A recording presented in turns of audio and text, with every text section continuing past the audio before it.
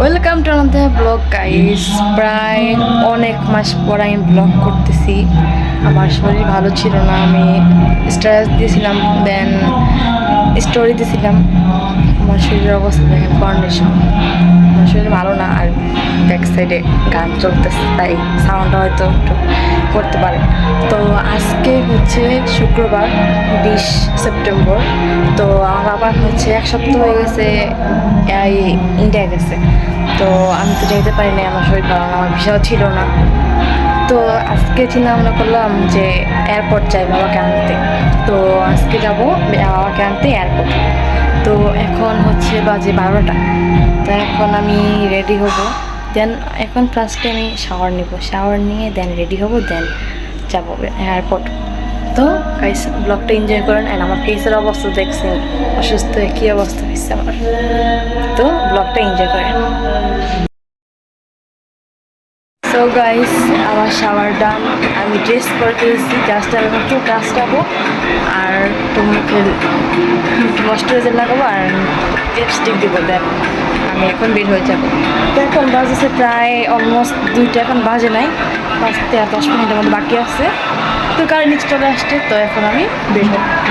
তো চলে যাই গাইস। আমি যা একটা সিম্পল লুক নিয়ে বের হয়ে গেলাম, তাড়াহুড়োর মধ্যে ছিলাম, যদি প্লেন নেমে যায়।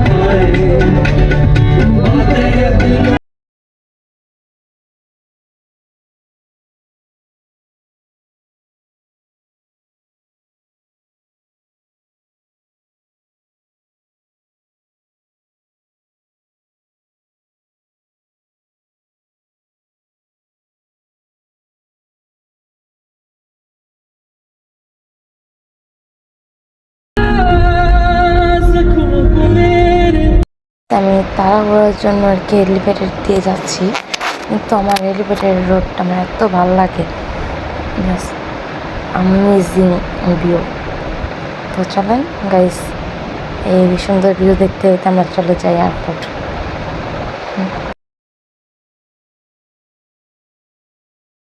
3 কিলোমিটার উপরে আর কি আছে, বেশি টাইম লাগবে না।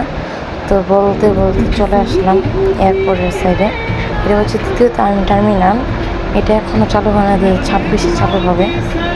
তো আমরা যাবো ফার্স্ট টার্মিনাল। তো গাইস, আমি ভুলবশত তাড়াতাড়ি চলে আসছি, আমি ভাগ্যটা এতই খারাপ যে ঠাড়া পড়া রোদের মধ্যে আমি গরমের মধ্যে আমি আসছি।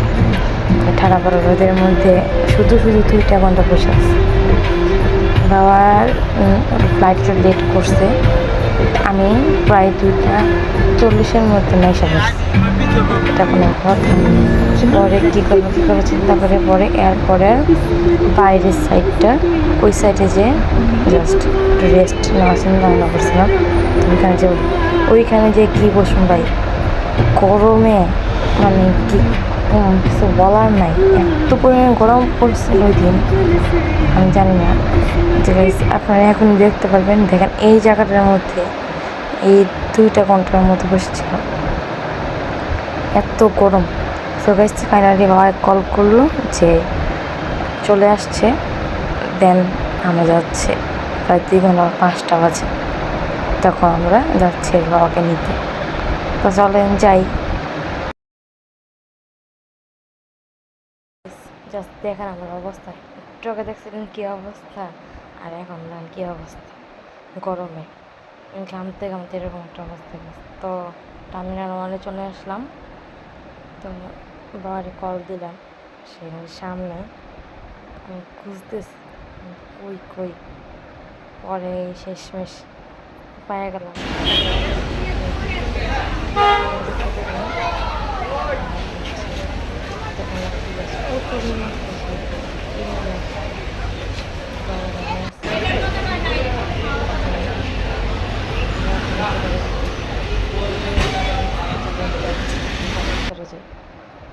আর ভালো লাগতেছে না গরম, গাড়িতে এসি তাও মনে হয় মানে গরম মনে বাড়তেছে, এত কেন বাড়তেছে আমি বুঝতেছি না। পরে এই আবার এই এলিভেটেড দিয়ে যাবো ইমার্জেন্সির জন্য আর কি, আর ভালো লাগতেছে না গরম। তো চলো যাই।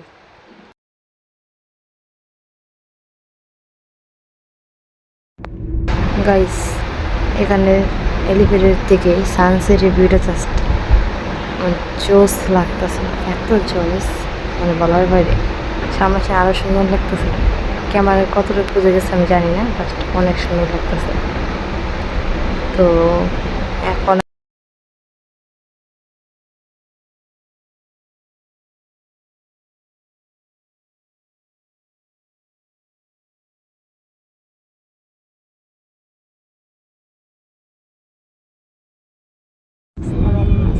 ফ্লাইওভারে, তো এখান থেকে যেতে এতটা সময় লাগে নাই, কোনো জ্যাম ছিল না, কিন্তু আমি আটকে গেছি আমার বাসার সামনে। যার সাথে এত জ্যাম ছিল, ওই জ্যাম ঠেলতে ঠেলতে সন্ধ্যার উপরে গেছে। তো গাইস নাও আমি বাসায় আসলাম, তো আমার ফেসের অবস্থা দেখছেন কি অবস্থা, সিকের মধ্যে এরকম অবস্থা। সো গাইস আমি এখন ফ্রেশ হবো, দেন আমি একটু ঘুমাবো, আমি ঘুমাইতে পারি নাই। তো গাইস আজকের ব্লগটা এ পর্যন্তই। তো সবাই ভালো থাকবেন, সুস্থ থাকবেন, bye bye and enjoy this blog. আর আমার পিছনে দেখেন ব্যাগ ট্যাগ এগুলো একটু পরে খোলা হবে। তো টাটা।